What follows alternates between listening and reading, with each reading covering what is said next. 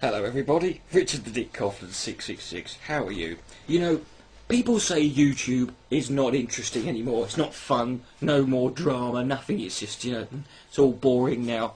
Well, it might get a bit more interesting. In fact, if you want to have an interesting time these days on the internet, it doesn't happen on YouTube anymore. It seems to happen on Blog TV. And something interesting happened today on Blog TV that I want to share with you, because it's a very interesting story. And it's regarding a user who we all know and love, called Thunderfoot. Earlier on, I was in a Blog TV on a Skype call with Riff Randell, also known as Physical Conservative, and all of a sudden we get told that by Red Fist of Europe that he wants to bring Thunderfoot into the discussion. At this point, my fucking computer decides to freeze and crash, and I fall out the bloody room. I get back in there.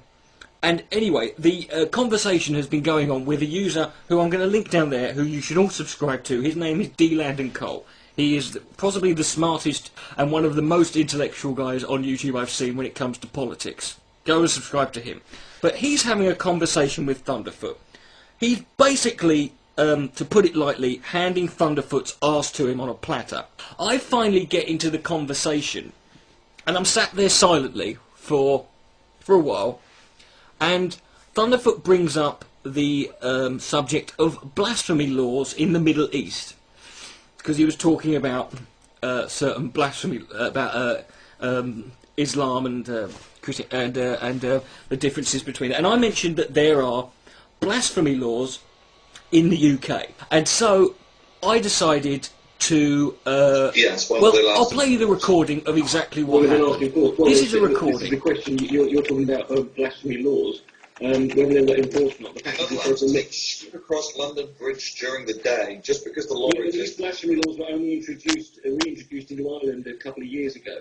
And to say that they haven't been enforced, well, I'll give you an example of how they have been enforced, because I do stand-up comedy. A few friends of mine who do comedy shows, but particularly based in religion, have been banned from touring their shows in Ireland because of that. Yes, okay, the punishment is not being killed or whatever, but the fact is they have been enforced to an extent that inhibits on what people can hear and what people can say, and that's still and it's not enforced. I've never personally been arrested, because obviously it depends on people having or on people hearing you. But if there's a public way of publicly displaying it, like for example you have a show or a concert, or there's a TV show that has this, then you have the UK law, the blasphemy laws in UK and Ireland have restricted that in many ways.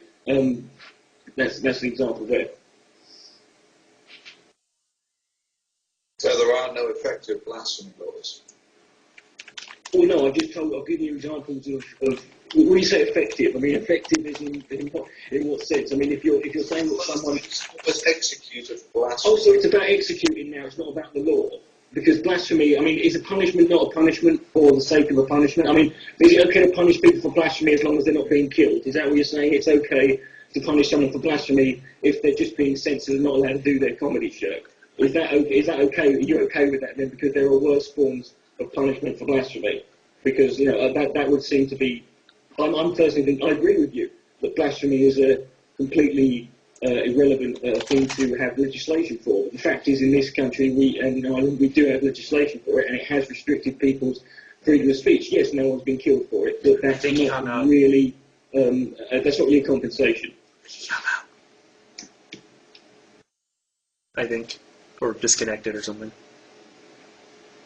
Sorry, what happened? I think Thunderfoot hung up, or disconnected. One of the two. Oh, there he is. All right. I think he lost connection. I think he lost connection. I hear a ringing noise.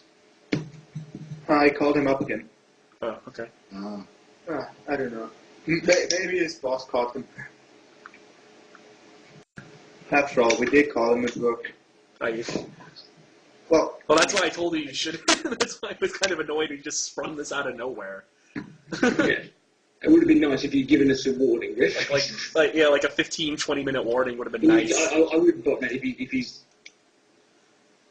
What was wrong with your Skype?